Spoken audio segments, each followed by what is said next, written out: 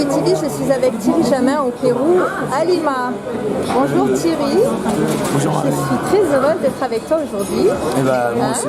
Alors c'est un grand jour aujourd'hui, pour moi d'abord, et pour tous les ululeurs et tout le monde. C'était un grand jour pour l'Alien Project. Eh oui, parce que nous sommes le 11 juillet 2017. Alors qu'est-ce qui s'est passé aujourd'hui?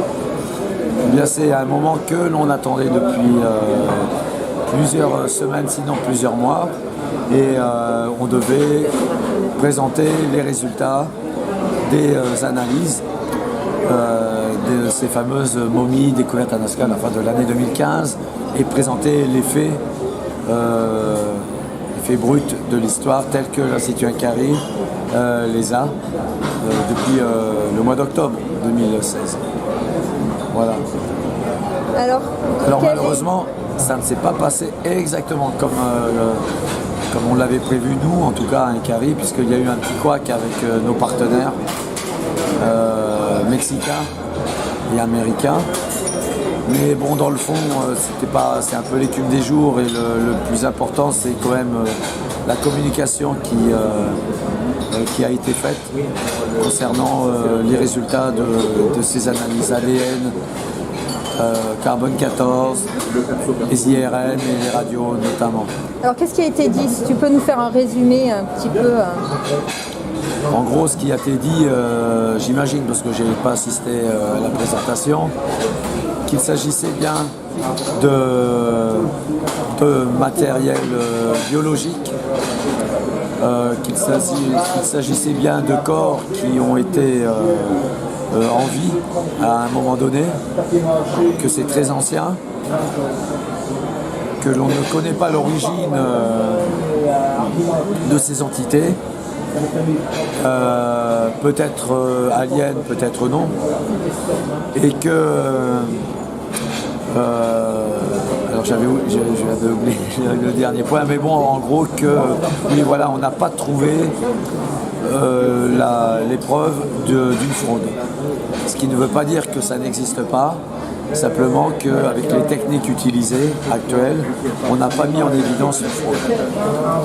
Et quand on dit que c'est 100% humain, alors on a des analyses qui montrent que c'est à 99% humain et 1% inconnu, en raison notamment de la mauvaise qualité de l'ADN, en raison de son antiquité. Alors il faut savoir que l'ADN humain est à 99% la même que celle des singes. On a 1% qui nous sépare du singe et pour autant nous sommes deux espèces différentes, on ne peut pas se reproduire, etc. Alors c'est peut-être le cas dans le cas de ces échantillons, de ces espèces. Et ce que l'on sait aussi, c'est que pour avoir des résultats sûrs en matière d'ADN, il faut plusieurs mois. Et il faut trouver des séquences ADN les plus complètes possibles. Et donc c'est très compliqué. Et donc il faudra encore attendre plusieurs mois, peut-être début 2018, pour avoir des résultats fiables. Et toi, dans ton fort intérieur, tu penses que c'est quoi? Moi, alors, je suis passé par des phases d'euphorie et de conviction frôlant les 100%. Aujourd'hui, je suis plutôt à 70%, 60% vrai, 40-30% faux. Mais faux dans quel sens? Dans le sens d'une fraude sophistiquée, mais moderne, contemporaine. Ah d'accord, ouais. Carrément. Je ne crois pas à la théorie que ce serait les Nazca qui auraient fait ça. Je ne vois pas pourquoi et avec quelle technique, et ça n'a pas trop de sens. Mais bon, si c'est fait, d'une fraude moderne, comment ils ont fait? Parce qu'il n'y a aucune agrafe, on a vraiment l'impression de corps complet et intact, on va dire. Qu'est-ce qui a changé dans ta vie depuis cette aventure?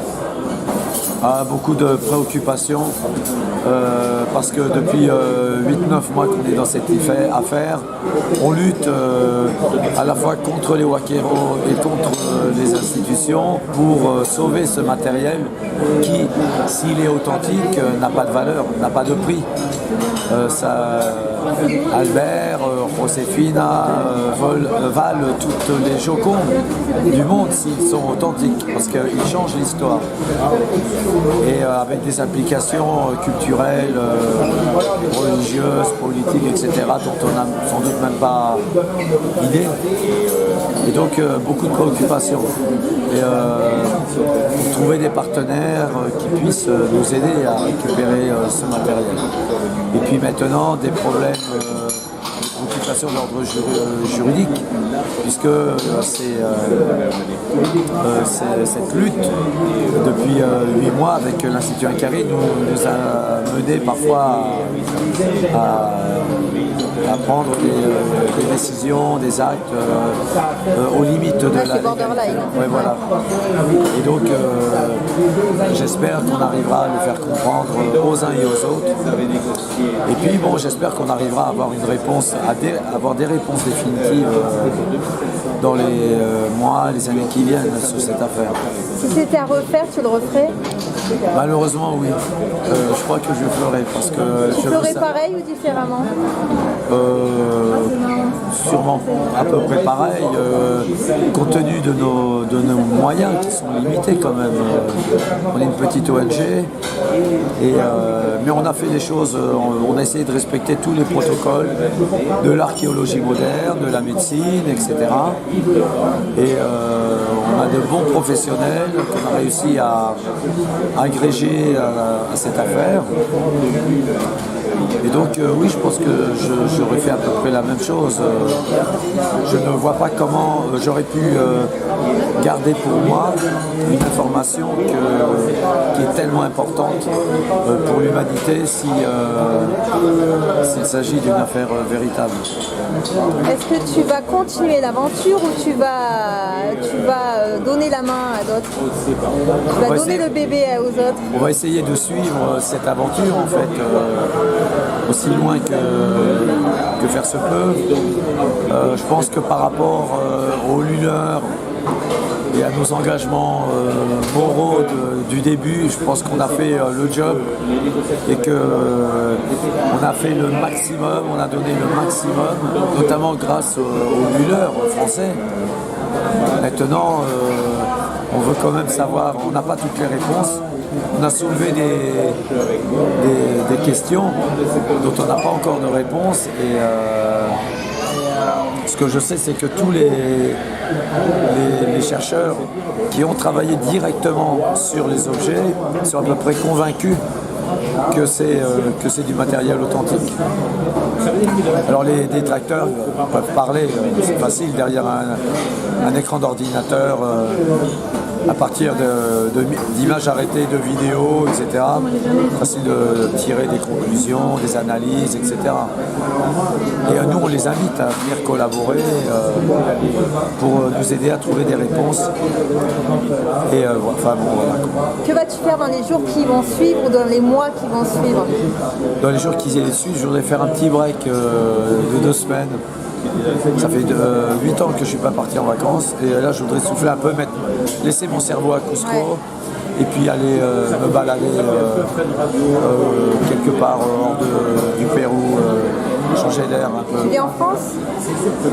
Je viendrai en France en octobre-novembre, mais j'aimerais faire un tour avant, je ne sais pas encore où. Et puis préparer la campagne Païtiti, qui reste notre priorité. Pour 2018 vraisemblablement, puisque cette année ça a l'air un peu compromis en raison de l'Alien Project et en raison aussi du phénomène d'El Niño qui a décalé toutes les saisons. Il reste, le climat est très humide sur Cusco, sur la forêt, et donc on parle même pour le mois de juillet-août d'un Niño volcanique, c'est-à-dire beaucoup de pluie en perspective en forêt amazonienne, donc des conditions très difficiles pour arriver sur la montagne carrée en hélicoptère. Donc on va sûrement le remettre tranquillement pour 2018. D'accord.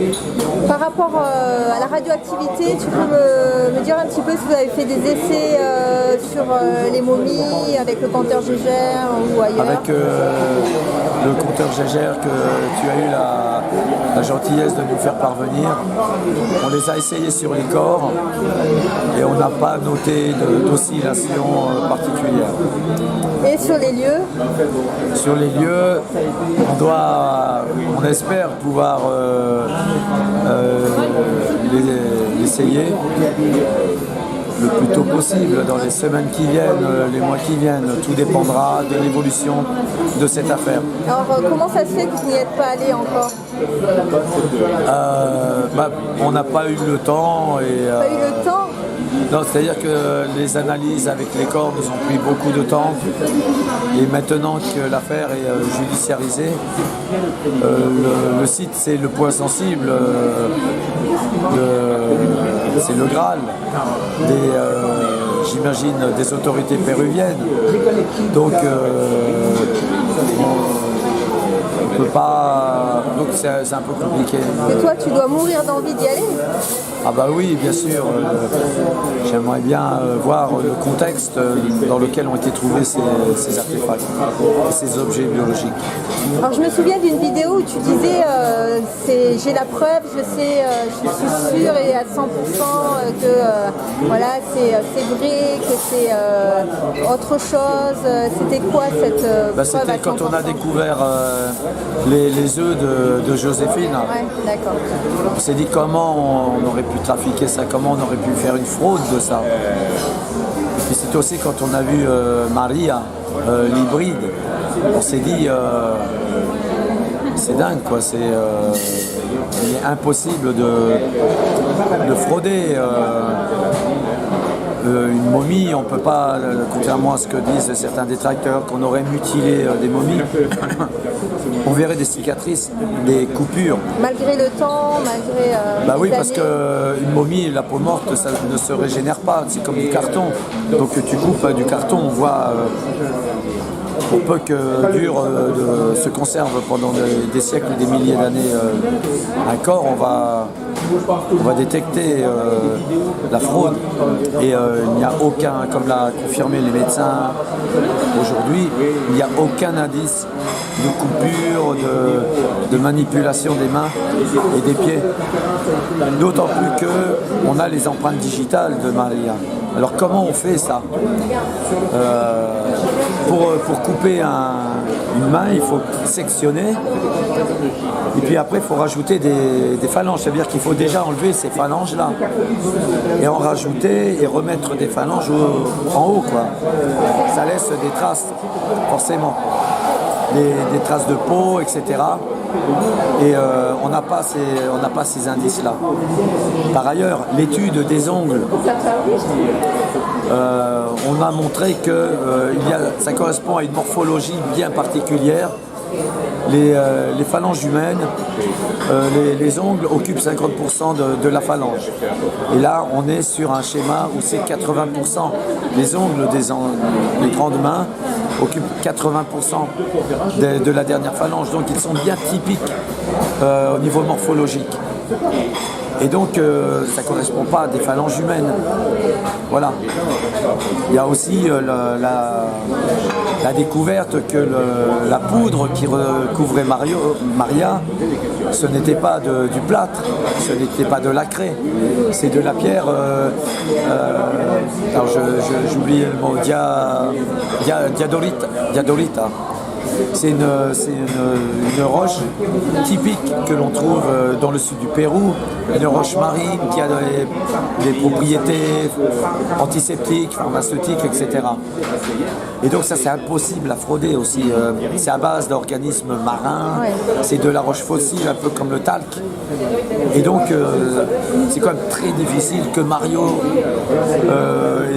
ait su tout ça s'il s'agissait d'une fraude. À des masses, en plus que pour reconstruire, faire des fraudes, il aurait fallu des connaissances médicales quand même très avancées en anatomie humaine ou humanoïde. En plus d'avoir beaucoup d'imagination et de capacité, enfin ça fait beaucoup de 6 ici, donc il est très peu probable que ce soit une fraude. Mais on la cherche quand même, moi je me fais tout le temps l'avocat du diable. Tu as raison, c'est bien. Mais on n'a pas encore trouvé la faille. Est-ce qu'il s'est passé des choses paranormales autour de ça, autour des momies? Des choses paranormales, des choses bizarres, étranges? Des choses étranges, je ne saurais le dire, si ce n'est qu'il y a énormément d'orbes dans ma maison. Des orbes? Ouais. D'accord. Et qu'on les voit, bon, on a été par sécurité obligé de mettre des caméras de sécurité et on les voit dès qu'on passe en infrarouge et même des fois on les voit sans le mode infrarouge, des boules bleues. D'accord. Et qui laissent des traînées, etc. Des fois il y en a des dizaines en même temps dans la maison. Des fois il y a même des nappes de brouillard que l'on... C'est blanc, c'est blanc, ouais. J'en ai déjà vu moi, et qui comme passe... des ectoplasmes.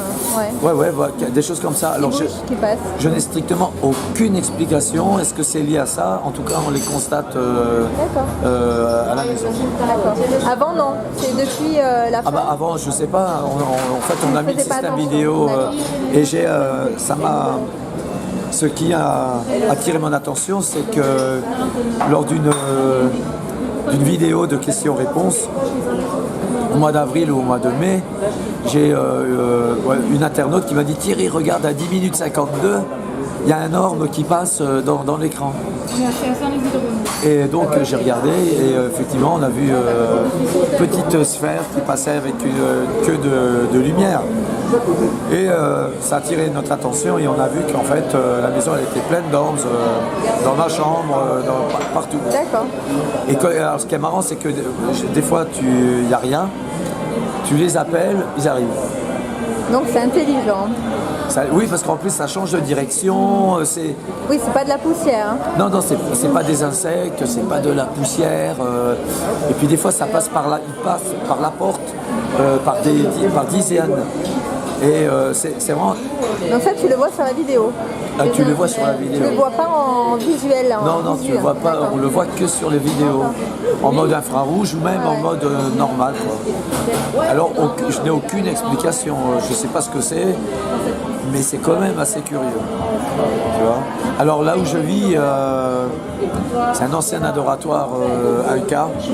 Donc il y a peut-être des énergies. C'est quoi un adoratoire? Un lieu sacré.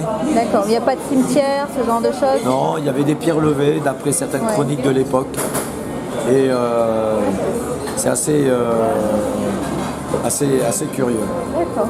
Alors une dernière question, si tu veux bien, Thierry. Ton collier, c'est quoi?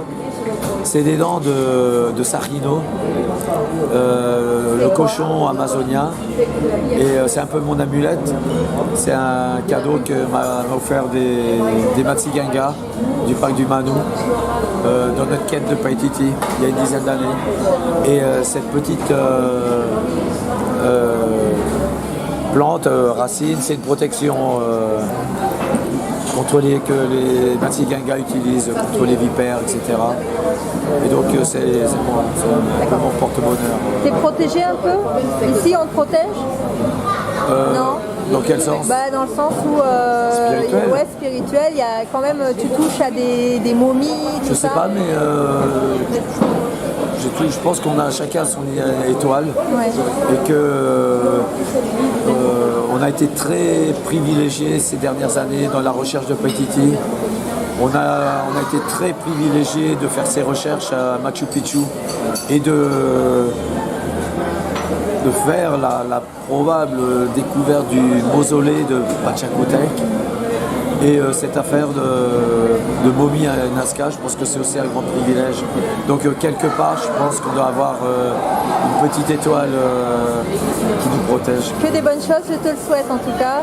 Bah, merci de la part de tout le monde je te remercie pour cette je remercie, merveilleuse aventure et ta tous les gentillesse internautes. et ton professionnalisme. Je te remercie Marilyn et merci pour ton soutien. Ça nous touche, ça nous va droit au cœur. Merci. À bientôt.